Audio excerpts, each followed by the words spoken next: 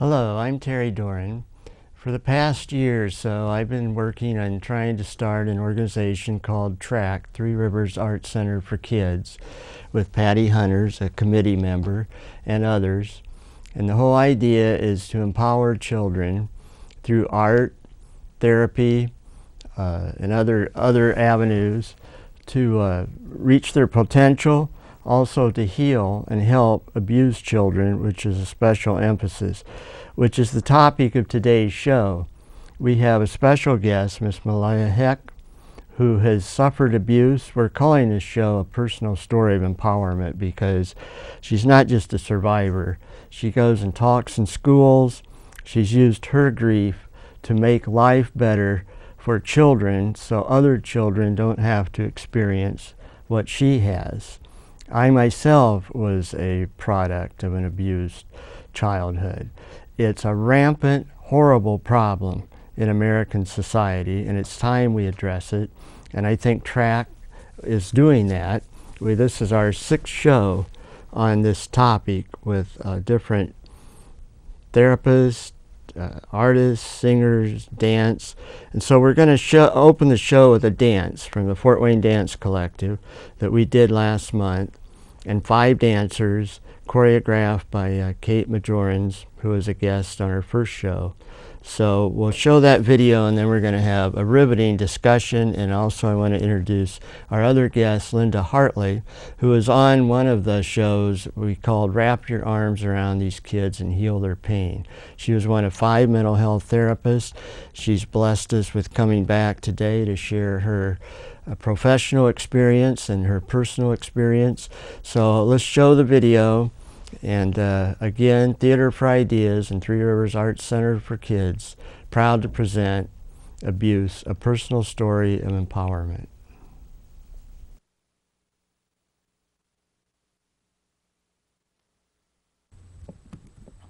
It's a sad day when you realize a child no longer holds forgiveness. I don't believe we are born with kindness. I believe it's a seed that is planted on us and grows as we go.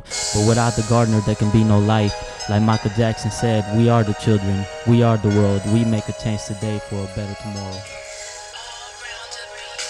Look, I'm here, don't be afraid to shed a tear. Tell me your problems, go ahead, I wanna hear. Look, you're my child, I really wanna lend an ear. If you want, I'll start, I'll even tell you what I fear. I'm scared of spiders, yes, I'm afraid of heights. I'm scared to lose you, the thought makes me wanna cry. Let's start fresh, let's put our differences aside. I could make it better, please just let me try. Tell you about my problems, now you wanna listen. All this time I needed you, always you were missing. Remember you would beat me after late night drinking. I had to go to school, the next day I was limping. The teachers there would ask, I would tell them that I failed, cause no one there could help me. Who was there to tell? Forever I'ma hate you, with passion as I yell. I never will forgive you, even if I go to hell. As many things that you've been through, just be strong and you'll make it through.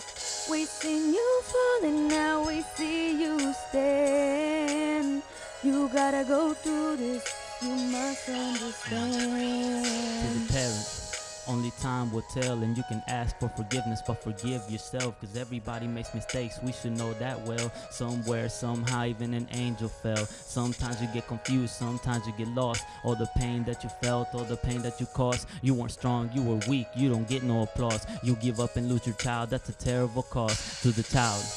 All the pain, all the hate that will eat you alive, won't live long at this rate. If you don't want to live, take a step to your fate. But you do, cause your eyes are still wide and awake. I know life ain't easy, but you must understand. We only fall to get back up and then we do it again. Everybody will hurt you, some less and some more, but it's the ones that's really worth suffering for. As many things that you've been through, just be strong and you'll make it through.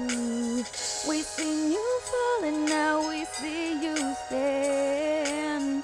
You gotta go through this, you must understand. To not give up are probably some of the hardest words to understand. I mean, what does that mean? Perhaps it means that we have been given the serenity to accept the things we cannot change, the courage to change the things we can, and the wisdom to know the difference. We just need somebody to tell us that everything is going to be okay.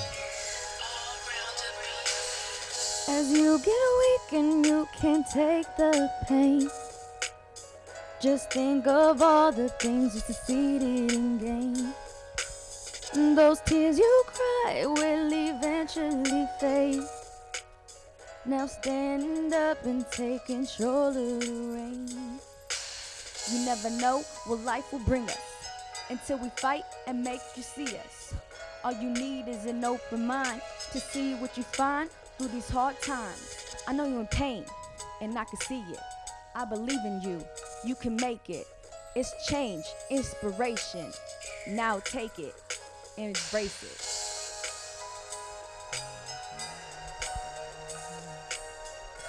Just be strong and you'll make it through.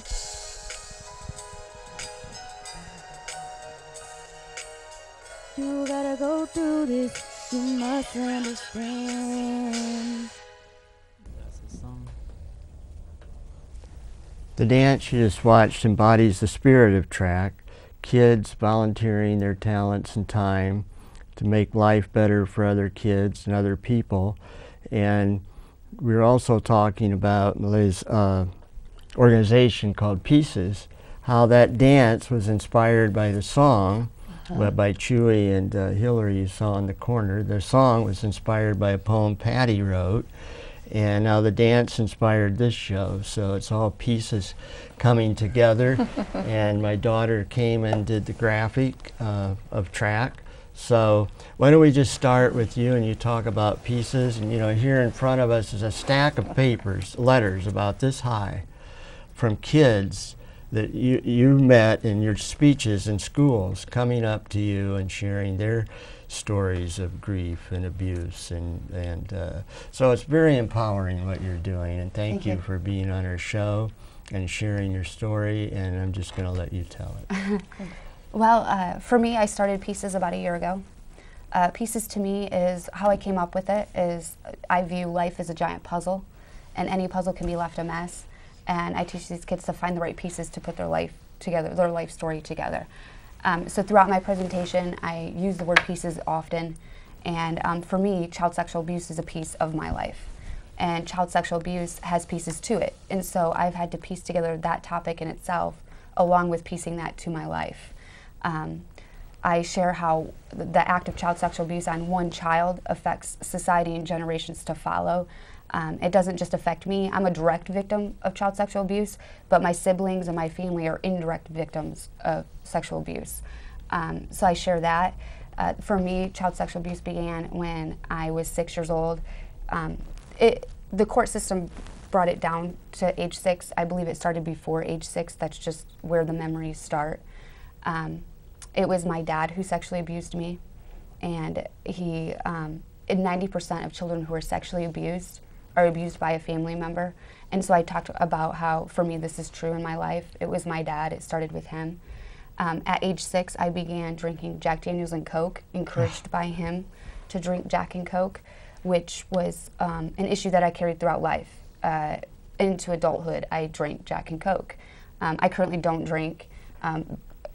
It's something that I have, put down, but I've had to recognize that although I didn't drink on an everyday basis, I still have an alcohol problem to where if I pick it up, I can't put it back down. So that's an issue I talk to the kids about. At age 8, I was sexually abused by an uncle on a camping trip. So that's another issue that, I share with the kids. And I talk about how it broke our family system down. One day I woke up and I shared this with my mom. We go to court and my uncle went to prison, and then I lost my favorite aunt, my favorite cousins, and it breaks family systems down. And so then at 8 years old, I was left to deal with where did everybody go and why did they leave me? And my drinking continued at age 8. I drank more and more at age 8 because I didn't know how to handle it. My parents divorced at age 10, and my mom was an alcoholic. So I would have to often take care of my siblings. And so I share all of this with the kids. So I share a lot of the trauma that I went through, but then I go through and share ways I've coped with it and how I've lived with it since and what this has done to me long term and how I live now today at age 33 versus where I was at age 6 when this began. Well, obviously, it's a powerful story. I mean, when you get kids to come up and have the courage to write these letters and share their stories with you, first of all, they're relating to you on a very deep personal level, Yeah. and that's a tribute to you. I mean, they sense your honesty. You're not conning them. You're not there for any reason except to help them. Otherwise, you would not get this response, I don't think. Yeah.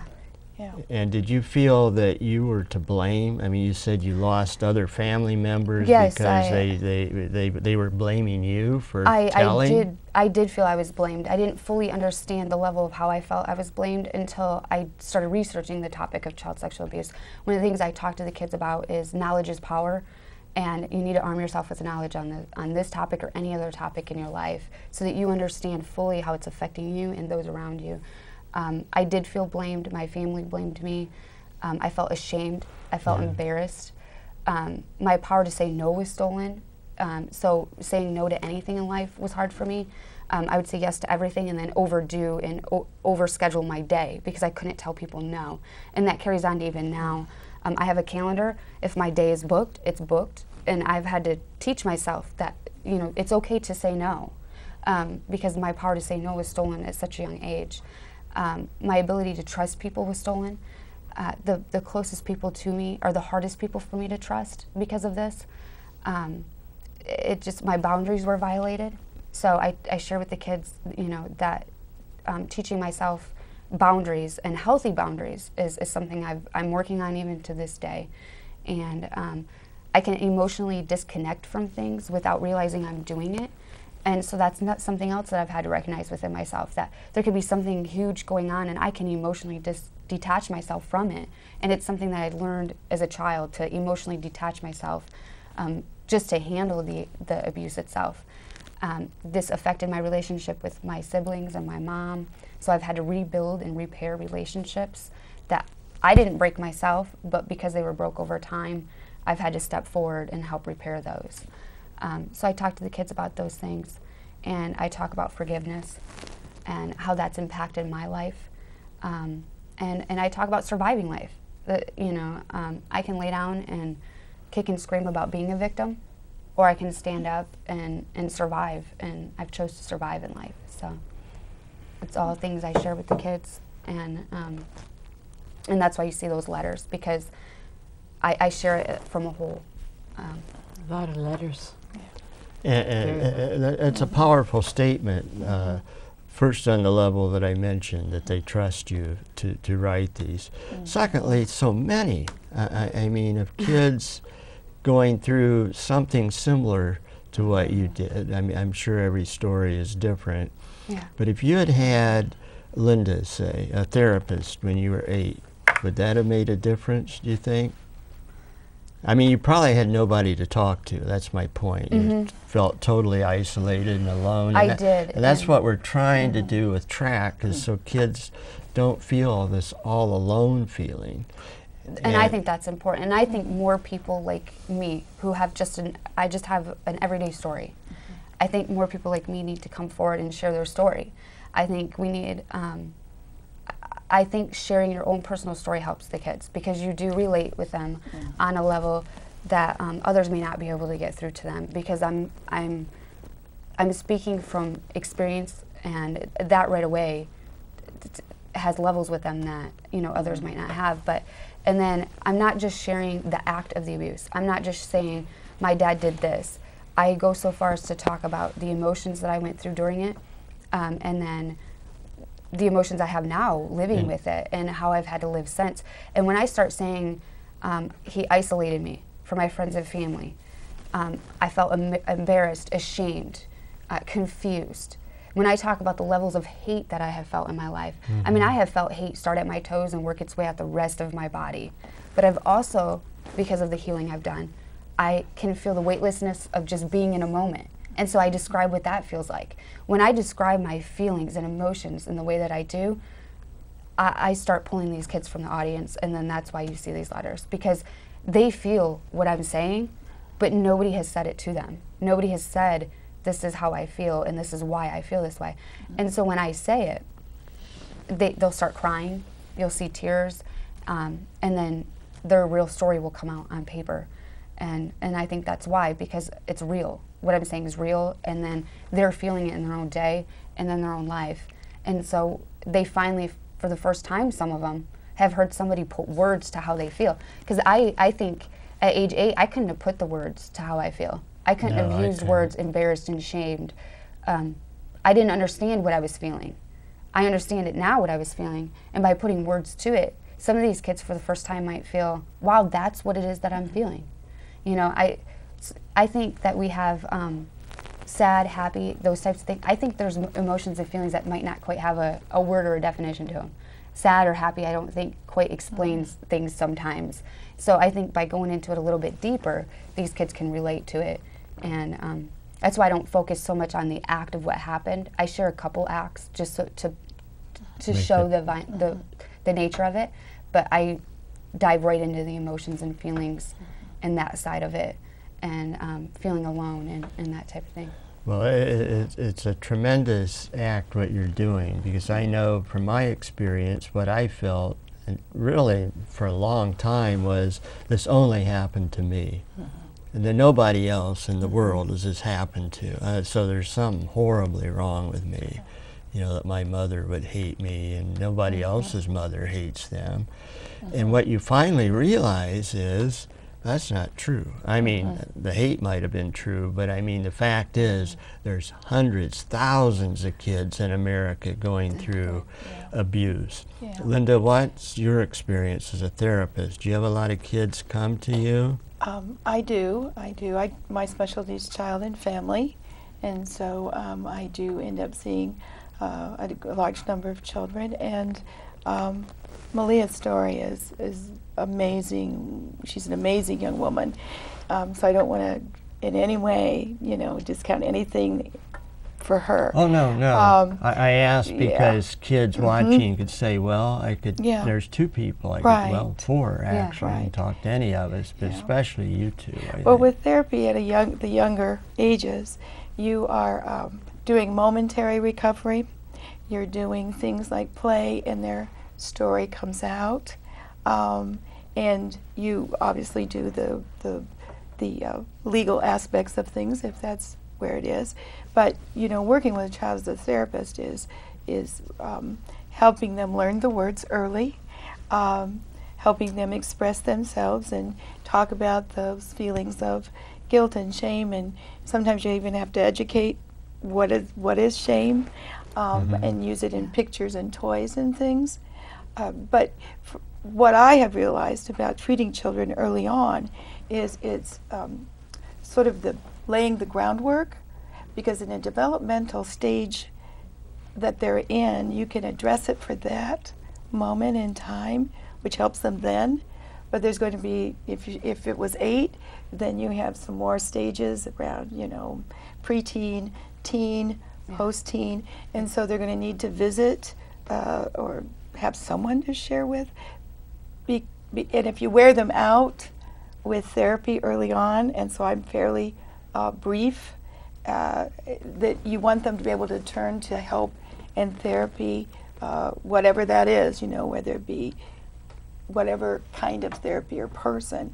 You want them to return to therapy and not be wore out from the experience in the first place. So, you know, just getting it out, breaking the secret, making sure that they're not owning the responsibility of it, and that, you know, it wasn't their fault. I mean, there's a whole list of things to cover with children that help. And I think another powerful component of your presentations is they see somebody who survived it and is making it count. I mean, making it count in your life, and so they can say, even I now think, wow, I'm inspired, because they can think, well, it's not hopeless. You know, hopeless feeling's terrible. The isolation, these feelings, and that's what you're breaking through. And before we went on the air, you were talking about, the stigma, I think. Is there still a stigma of mental health issues? This is a mental health issue, I guess you'd say. It's emotional, certainly. Abuse can take, as you pointed out on the show you did with the 4 other therapists, many forms of abuse, from physical, and I think you experienced not all of them, most of them. Physical, certainly physical you did. But you don't have to be hit, actually, to be abused. No, My mother never hit me. But, oh my gosh, her tongue and her, the words she called me as a young boy, you know, is still ring in my ears. And my brother took his life because he just couldn't, you know, he was 9 when she died. She killed herself. So, and again, I said that at the time, I'm thinking, oh, we're the only ones this happened to. So just being in a class and they know that you experienced it and that you care enough to come and share it. Patty, what you're a part of TRAC. How do you see TRAC addressing this? I think that these letters and our guests are just so incredible. I mean, I'm inspired by you. To me, TRAC is when we get a group of people together to help the young ones who have been abused, male or female. And through art and singing, whatever, we can get them to open up, to finally say, this is what's happening to me, and I need help. So we would have, with TRAC, therapists, teachers, artists, to reach out to these kids. So that's what I think. And other kids too, reaching out to kids. I'd love to have some of these kids come and talk, and if they can get permission to be on a show like this, or to come with you and do another show with all of us. So if you have contacts with some of them, please ask them, and we'll do another one. If they want to be shown on TV. Yeah, that's the thing. I mean, kids have an issue of parental consent and all that, but if they want to, and you know, like the 5 kids dancing, I don't think they have that.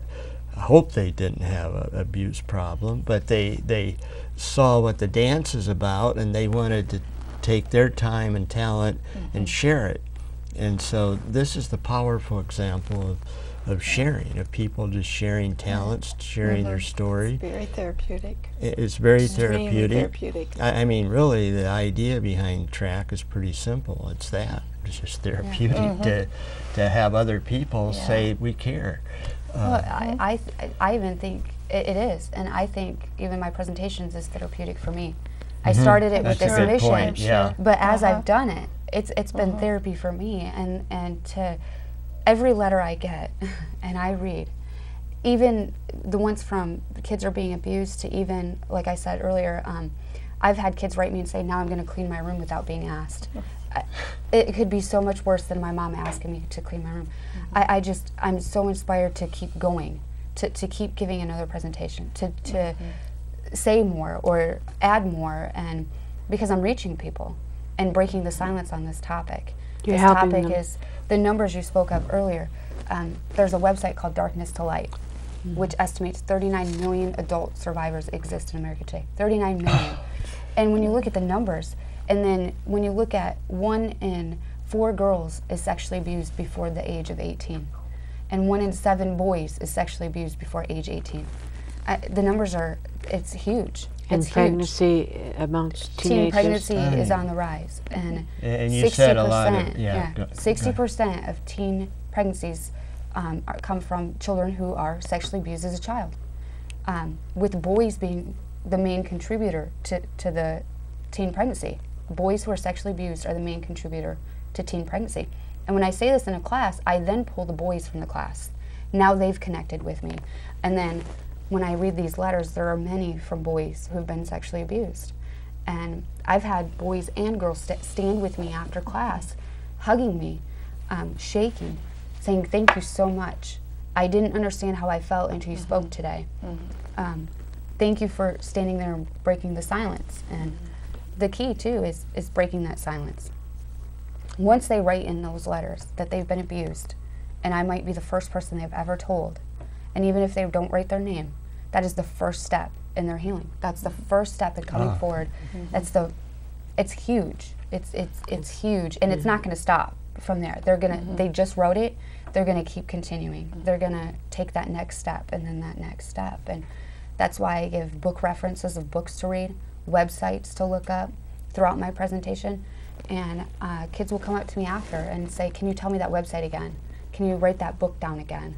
And I'll give it to them. And I love reading when they write and say they ordered that book, or I looked that website up, and it makes me feel so good that to come as far as I've come, and not to share it with other people, I think would be selfish.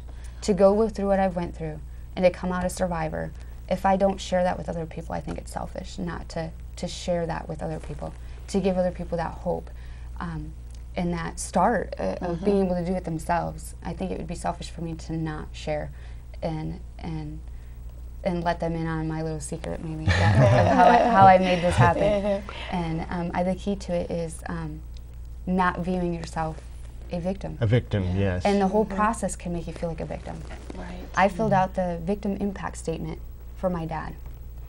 I crossed off the word victim on the whole paper and wrote survivor above it. And I refused to fill their form out the way that they sent it to me. So they made me drive to Michigan and give a verbal statement, which they tried to continue to tell me that I was a victim, and I said, I had to tell them that that was their issue to get past, not mine, and that I'm a survivor out here. And feeling you're a victim leads to feelings of self-pity. It does. Lack of I'm self-worth. pretty much an expert on it. And I've battled that Been all there, my done that, life. yeah. And my mother was full of self-pity, and I see the destructiveness of it. And so this is why I called it empowerment. And you brought up a great point, and as another point of track, we've been talking about the people on this end, the people that need the help, like the kids, but the people that are helping, like you, Linda, Patty, me, it makes us feel better. Sure.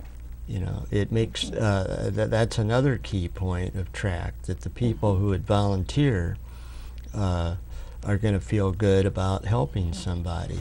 You know, the kids on the dance, there was a brief discussion, and they were so good about pointing that out, about how it made them feel to share their talents. So again, I applaud you.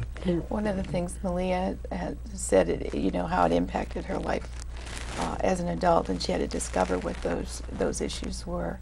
One of the things about addiction is that I don't have my statistics as well as you, but I have I know that a high percentage of people who are dealing with addictions, substance abuse, have sexual abuse in their life, and it's never been dealt with. It's never been peeled back, and so they've anesthetized it. You know about that, you know, and so this is kind of yes, we want to focus on kids and give their life a better opportunity, but you know what, this is very impacting to adults as well, and I have a number of adults in my practice that are dealing with sexual abuse. That's a very good I think those were great points. Darkness, the website Darkness to Light, which I'm going to keep saying it because I'm going to encourage people to go to this website, Darkness to Light, talks about the society problems that we have, and most of them come from child sexual abuse, obesity, addictions, and the numbers that we forget to count into a lot of these statistics are the indirect victims. I am one of 4 siblings. I'm the oldest. I was sexually abused, and so was my sister. However, my brothers were not. They still have anger issues, and they've had alcohol issues throughout life. They're not counted in most statistics because they weren't direct victims of child sexual abuse. But their issues stem from that. Our family being torn apart, you know, my dad going to prison, them losing their dad, them losing their mom. I had custody of them for a short time in my life, and their issues stem from this. It stems from the abuse that went on in our home. And so it is interesting to start reading some of those facts and how many areas child sexual abuse affects. The cost on society. Indiana, with its population, Darkness to Light, the website, you can put in the population of your state or your area, and it will tell you the cost for immediate costs that child sexual abuse is putting on you, and then the long-term cost. In Indiana, it's just over 72 million. It costs us 72 million A year? An immediate cost. Mhm. And then on a long term, it's 735 million, roughly estimated. You look at the website. But you can put your own state in or your own city, the population, and it will kick back a number of what it's going to cost, you know, cost us. Linda, So Yes. how can young people, besides what you're doing, going to schools, how can you get through to them? How do you know when they come to see you for another problem? Do you see the red flag? Yes, I do. I mean, and I keep note of what they're saying, and in some ways what they're skirting, and I have to measure when I do what with that, because you can't force someone to talk about that. You only can open up a door and coach them a bit, because it's a delicate thing, you know. Yes, it's very personal. Maleah has done her recovery. I call it a journey. You yeah. like Yeah. that? No, it's great. You That's- know, her journey is her journey, and she had to be ready at a certain level in a certain way to take that journey. And Right. so, out of great respect for their health and their psychic health, you know, you want to measure what you hear, and you keep it. And when, I don't know, the time is right, and it presents itself, because I'll know they're ready to come forward. And they'll give a hint sometimes about something being kind of connected, but it's not, and then they open the door, and then you can tell it's time to walk through that. But it's a delicate process. It's like not planting a seed and finally making it Yeah. grow. Yeah. They have to help it to grow. Correct. And I think sometimes helping people think that if I just say it, they'll say yes, and then we're on our way. No, it's not It's easy. it doesn't necessarily No, happen it that way, doesn't. does it, They Maleah? may not it even doesn't. open up Uh-huh. to you. They can open up to someone else down the line. And that's my point too. If they don't share that with me, they may have gathered enough to do something, Yeah. you know, with someone they trust. School teachers are probably prime people for trust. Actually, they hear a lot of things. They you do. would, you know. Yeah. So, you know, and it doesn't matter to me. I would love to help somebody start their journey, but if it isn't me, and the seed is planted for it to be someone, then that's wonderful. It is Yeah. wonderful. No, It that's a is. really good point. You can't make somebody. You No. can't drag them. You know, if you went in that classroom, you said, you have to write me a letter Yeah. after Yeah. this talk. Uh-uh. You wouldn't get any letters probably. When it's have to, you know, it's because this is from their heart. You Yes. touch them. Yes. Yeah. They want to. And, you know, your point about all these other ill effects of weight problems and depression and violence, people who have had abuse, I mean, you can go that way, and many do, because then they want revenge, or, you know, I Yeah. was treated this way, so, Right. and maybe even on a subconscious level. That's why what you're doing is so inspiring, because a It lot is. of people can see from you, I don't have to go that way. Right. There's a much better way, because you're going to feel Right. better. Well, you do, themselves. and I think one of the most powerful things I tell these kids is that they have the power to choose. You have the power to choose in your own life, your own happiness or sadness. You do. You can lay down and take life's kicks and cry about it, or you can stand up, roll your sleeves up, and say to life, "Is that all you've got?" and fight back. And that's what I did. You can't. For me, I couldn't just lay down and take it anymore. I had to stand up and choose to take that step forward. I had to stand up and choose to read that book. I can tell these kids every website, every book, anything that could possibly help them. But if they don't choose to pick it up and read it, and they don't choose to look at that website, so I teach them, you have the power to choose. You have the power to choose in your own day, in your own life, to move forward in life or not, to be happy or to be sad, and no one else can make that choice for you. No one. The power is yours. So how long has it been since you started standing up for yourself, saying, I'm a survivor? it's been 7 years. 7 years. It started for key moments in your life. For me, I was pregnant for my youngest son at 26. I had complications with my pregnancy, which caused me to be home. And during my process of being home, not working, life just came flooding in for me. It just came flooding in. Everything that I thought I was blocking through drinking, I wasn't drinking now because I was pregnant. And during any of my pregnancies, I have 3 children, I didn't drink, but I would always pick it up after. I picked it up after my daughters. And with my son, here I am pregnant, I'm not drinking, I can't work. So now, because the other issue that some have with child sexual abuse is you become workaholics. Yeah. You'll take on work full force. I have one of the best work ethics that you could imagine, because and it stems from being sexually abused. It gives you that power of control of something. Yeah. And so I couldn't work. So you're taking away everything from me. You're taking my alcohol away. You just took away my job. You know, now I'm home pregnant and I have nothing to do with my time, and life came flooding in. And I talk about this with the kids, and when I say flooding in, I mean flooding in. The things I thought I buried, didn't think about, didn't talk about for years, just like came back full force. And so it started for me where I went and got my baby blanket that, yes, at 26 years old I still slept with, and many people who are victims of child sexual abuse, they have something that they've held on to. And for me, it started with throwing it away. I threw it away. I felt that that blanket was with me through every night that I had, every trauma thing. It was with me even through the abuse of my uncle, and I thought it was carrying it and keeping it there for me.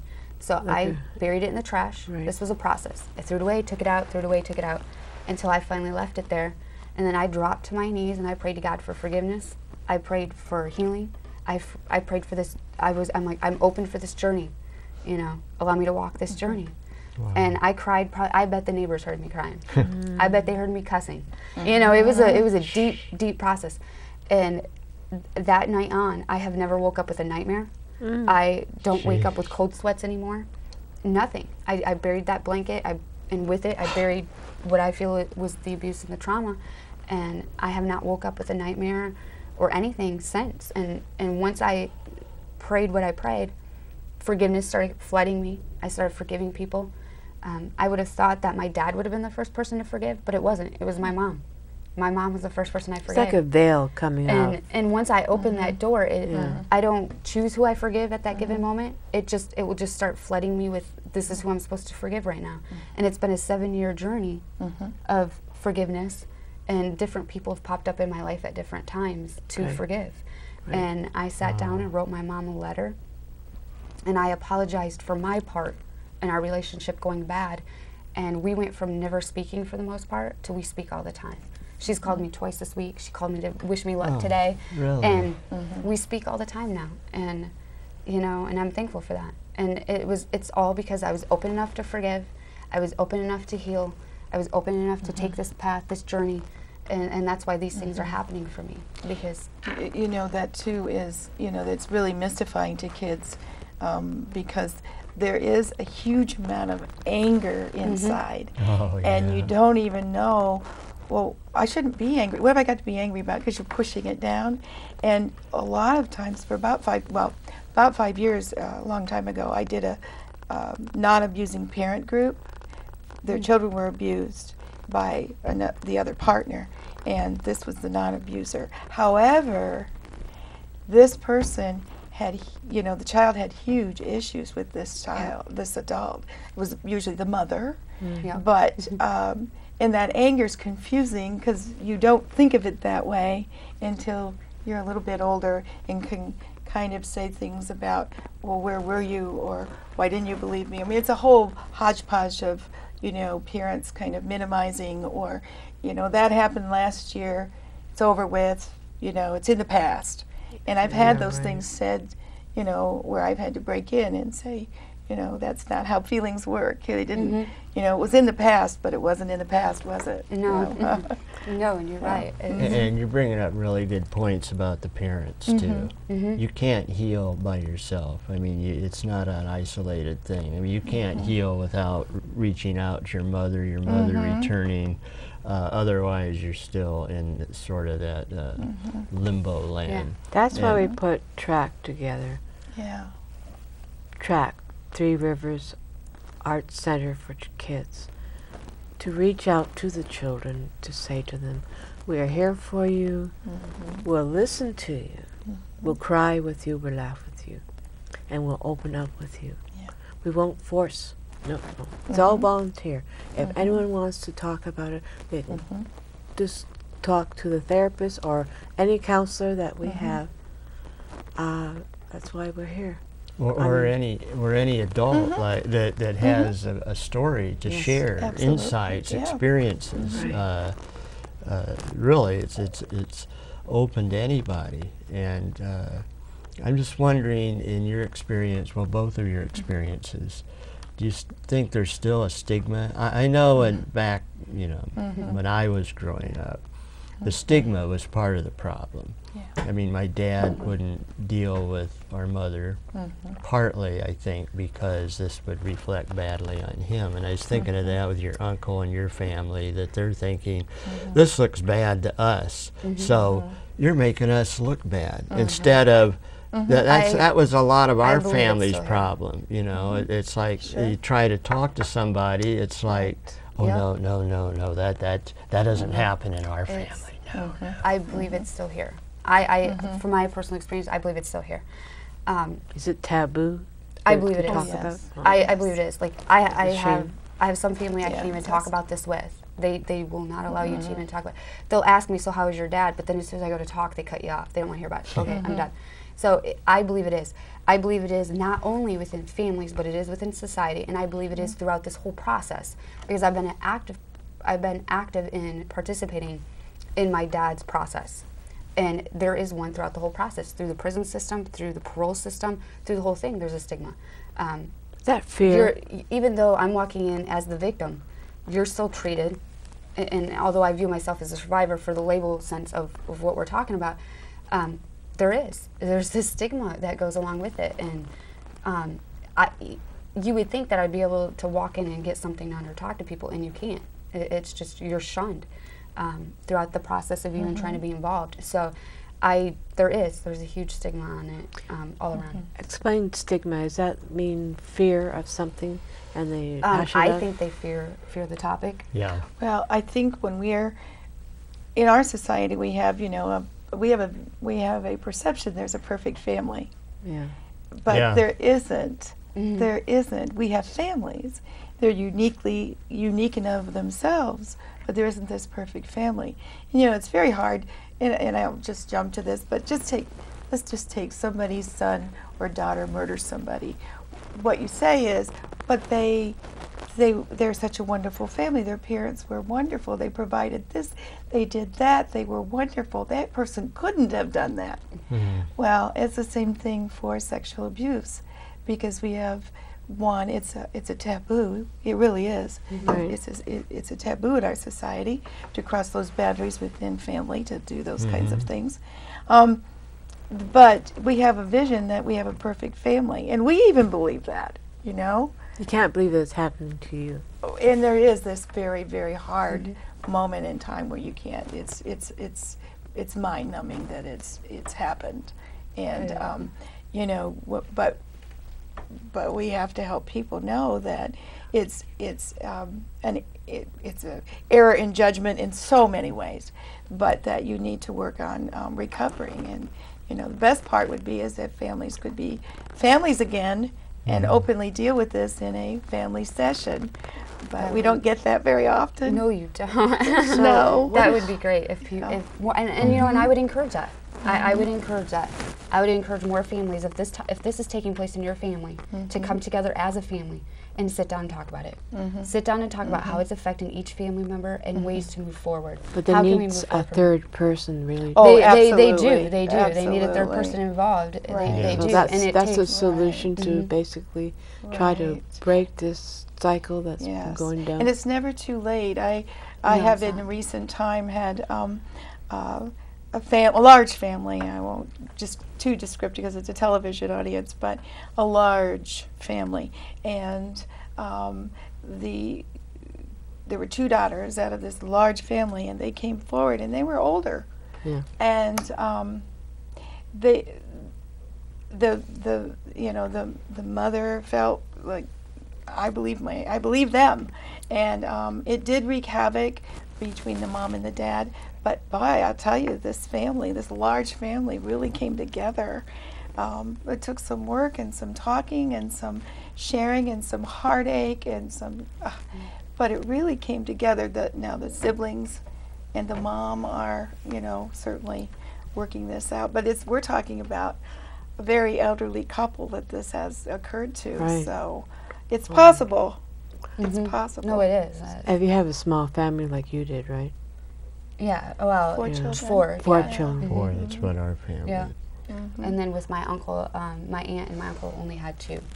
Yeah. But it tore their family apart, tore my family apart. And see, with what happened to me, my dad, when I came forward at 14 with what my dad did, I lost my dad's side of the family. At 8, when I came forward with what happened to me with my uncle, it was my mom's sister's husband. So I lost family on both sides of my family to this. Now, I've since started repairing some of those relationships, and it just took me coming forward. And in 2007, I was sitting with my aunt on a swing, and something told me, just ask her. Ask her about your Uncle Kevin. And so I said, Aunt Donna, can I talk to you about Uncle Kevin? And she said, absolutely. And we just started talking about it. And what I learned from that conversation was she did not know that it was okay for her to come to me and talk to me about this. And I think that's what it is. It's like you're waiting for you to give me permission. I'm waiting for you to give me permission. And everybody's waiting for somebody to come forward. So And no I one say, does. somebody stand up, and the conversation is going to take place. And that's what I did in my family. I started just standing up, and one person at a time, I just started having that conversation with them. And after that day in the swing, I wrote my 2 cousins, her sons, and one of which quit drinking alcohol after that letter, and the other one still has some issues. But I speak to both of them now as an adult, where I lost years with them. We didn't play together, we didn't go tromping through the woods anymore, or all those things we didn't do anymore. And now as adults, I know they know my kids, I know their kids, and we've reconnected. And it just took me standing up and Well, saying, it's like puzzle. Everything Uh-huh. falls into place until you finally finish the puzzle. I would like to just add that that's the ideal, and you're working through it beautifully in those ways. I just want to add, just the outlier is that some of those things are very violent, Yeah, they are. and some of those people remain violent and remain biased and standoffish, and it's re-traumatizing. So you have to walk that road. I hope with guidance from a therapist, Yeah. a guiding person, because not all situations can work that way, because there is violence, current violence, and so I want to caution just that piece. yeah. Yeah. Well, unfortunately, I think America's a violent society. It is. You know, we have more child abuse cases than any industrialized country. We have more murders, more murders by guns. You know, since the horrible I know. massacre, there's no other word for it, in Newtown, Connecticut, there's been over 1,000 more Americans murdered by guns, which ultimately, you know, the ultimate form of abuse is murder. And a lot of it, it struck me as I'm listening to you, is the power, the obsession with power, and adults have power, or they feel powerless, but when a child who's supposed to be inferior in the sense of, you know, I know more because I'm older and I've lived longer. Yeah. That's why they feel like they can just dismiss your story.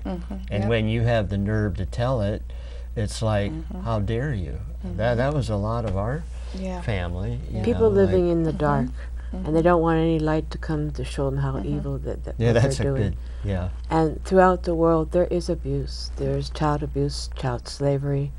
Yeah. Abuse, marrying the children off young, making them have kids when they're only 10 or 12. You know, every culture there is abuse. And if we can start in this little corner here to help out with the kids, maybe we can spread it nationwide and then worldwide. Because track is not just for Fort Wayne, it's for everybody. Yeah, good. I have had this over my career, certainly friends and family, not so many friends, but family, and some colleagues have told me that I'm too sensitive. And my only response... I wrote a play about that one. You're just too sensitive. My response to that, and I wear that proudly. That's okay. Yeah. My response to that is, if I'm too sensitive, you know, that what I see is there's enough sensitivity in this world, so I'll carry my share and then some. I don't know, but there just isn't enough sensitivity to each other. There isn't. Well, Sad, and when you hear these and see and read and all these statistics that you've mentioned, and they need to be addressed. You cannot, you know, like Patty said, you can't just live in the darkness and not want to know, which a lot of people do. Right. Some But people hide in the darkness. They don't want anyone else to know that they're doing bad things. Exactly. And then when they're exposed, then they turn against the people that they're hurting. That's what I think. But you guys are so inspiring, because I read these stories, you know, I think, oh my gosh, what can we do? And you know, this is, and then you hear people directly, personally, like your stories. You're coming on the show on a Saturday to share your time, you know, and you feel like, no, it's not hopeless, because there are good people that have suffered and are saying, I'm not going to take it. I mean, I'm going to turn it into something good, not something bad, or add to the, you know, bad. Like, you have 3 children, right? Yeah. Yeah. I would say from Yeah, your... they're 17, 15, and 6. So. Wow. Yeah. Well, Yeah. from your story, that the last thing in the world you would do is abuse them in any way that you can help it. And I have one daughter, and the reason you know, it took me a long time to have one daughter because of my own experience. But I would never, I mean, my whole life is devoted to her, to try my best that she doesn't have happen what I had happen. She's 14 this year. She's a pretty little lassie. Yeah, even with me as her dad, She's a wonderful girl. Has a but Wonderful dad. yeah, wonderful. so in that way, you're going to raise 3 kids who are strong, who will I go out and help other people.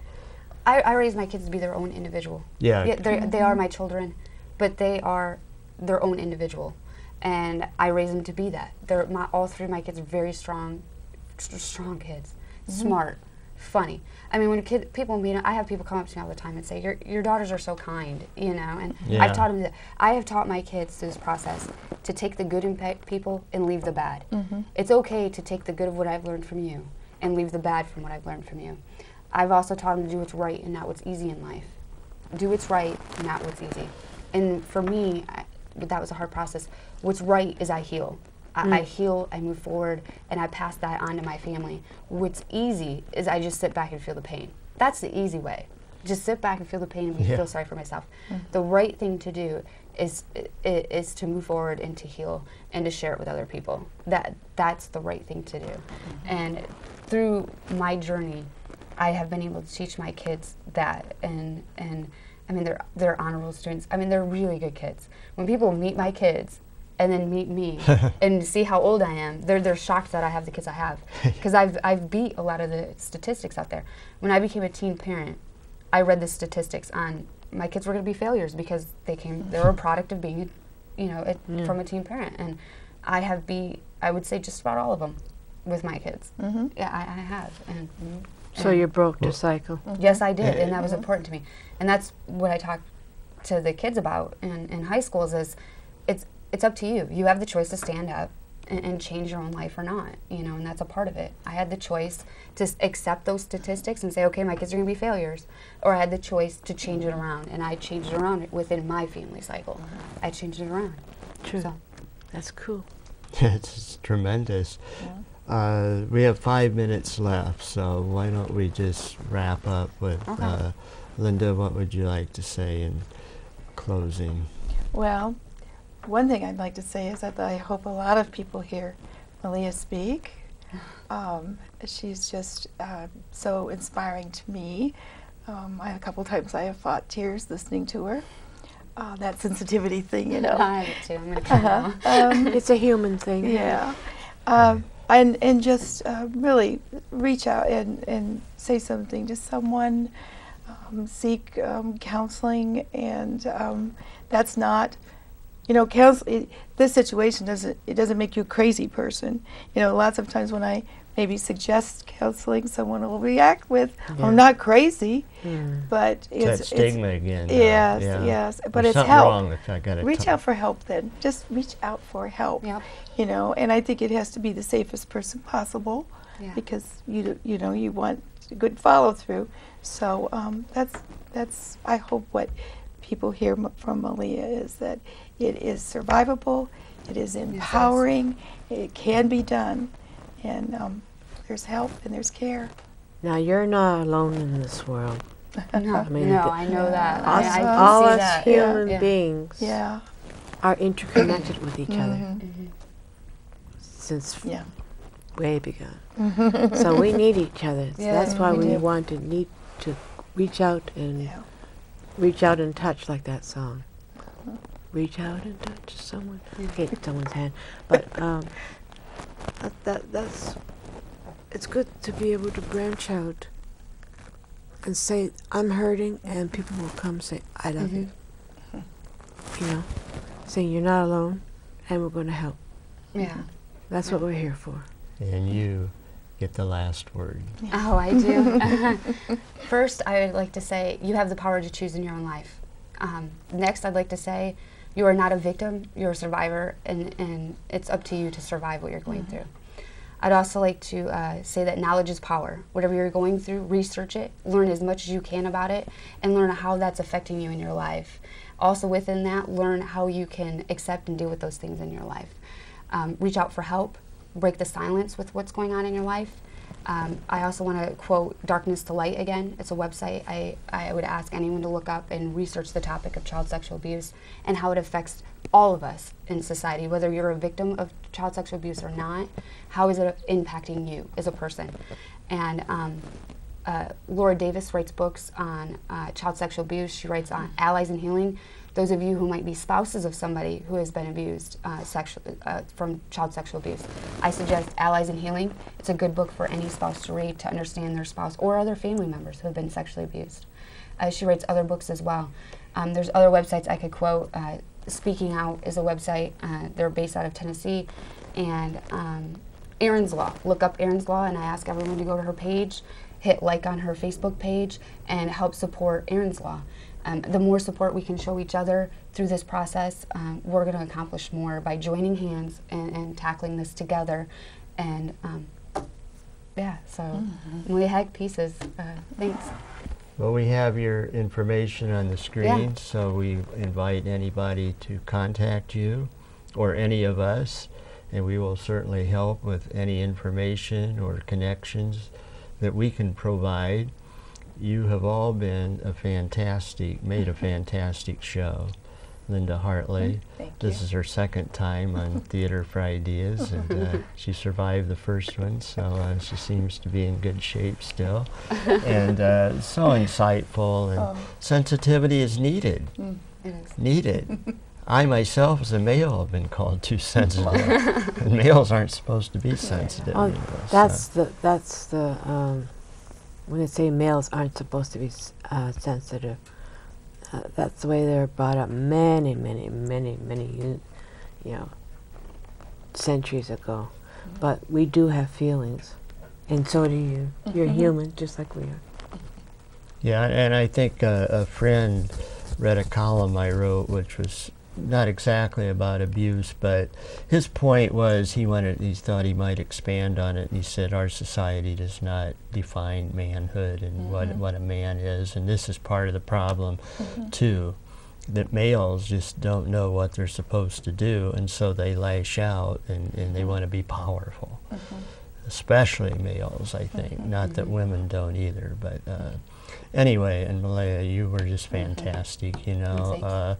Patty heard you speak, John Dickmeyer, another member of our committee, heard you speak, and you're just everything they said and more. Thank you. Thank you so much. Thank you, Don. Yeah, I mean, I was about ready to cry, too. Thank you. So.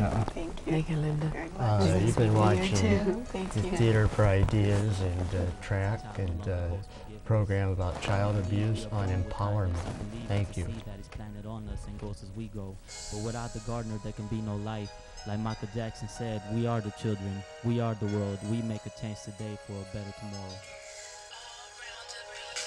Look, I'm here, don't be afraid to shed a tear. Tell me your problems, go ahead, I wanna hear. Look, you're my child, I really wanna lend an ear. If you want, I'll start, I'll even tell you what I fear. I'm scared of spiders, yes, I'm afraid of heights. I'm scared to lose you, the thought makes me wanna cry. Let's start fresh, let's put our differences aside. I could make it better, please just let me try. Tell you about my problems, now you wanna listen. All this time I needed you, always you were missing. Remember you would beat me after late night drinking. I had to go to school, the next day I was limping. The teachers there would ask, I would tell them that I failed, cause no one there could help me. Who was there to tell? Forever I'ma hate you, with passion as I yell. I never will forgive you, even if I go to hell. As many things that you've been through, just be strong and you will make it through.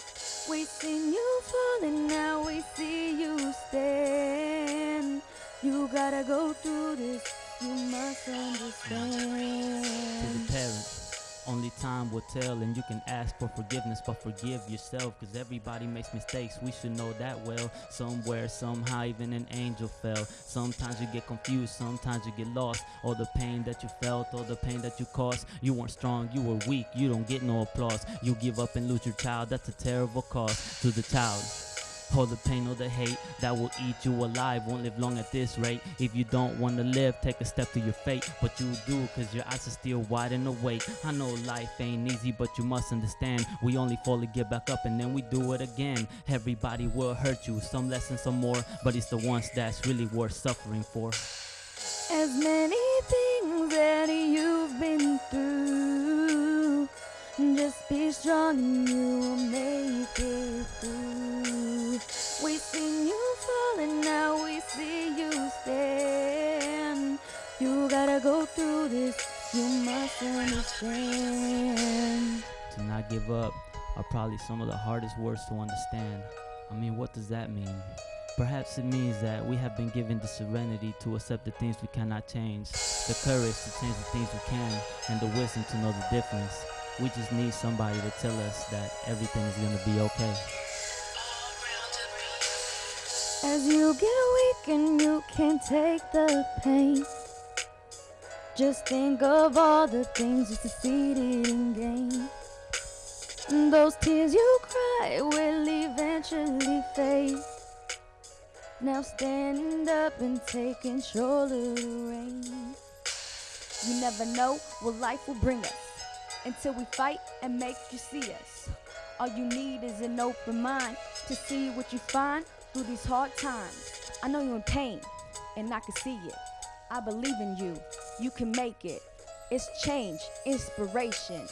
Now take it and embrace it.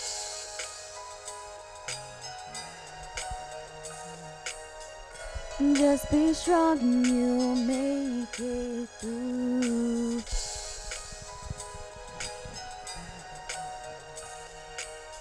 You gotta go through this, you must understand.